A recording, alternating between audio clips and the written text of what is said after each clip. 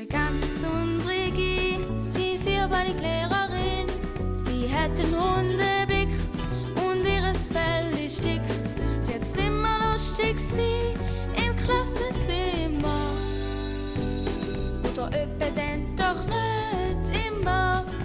Die Lehrerin schafft immer fleissig, nur selten wird sie bissig. Drinnen kugelt sich vor Lachen, will sie die Tafel sauber machen. Sie ist die Kuschi 100 Pro, tütet in der Pause sowieso und macht mal zu viel Lärm, zeigt ihre Zähne. Sie ist eine ganz besondere, die vierbeinige Lehrerin. Sie hat einen Hundeblick und ihres Fell ist dick. Wird immer lustig sein im Klassenzimmer.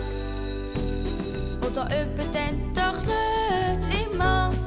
Schattenseite gibt's durchaus, sie sabbert zur Schnurren aus. Betsy findet nur sie das nicht, doch wenn sie knurrt, geht's bergab. Und sieht sie noch eine Katze, Emine, wird schon grad auch noch früher fertig sein.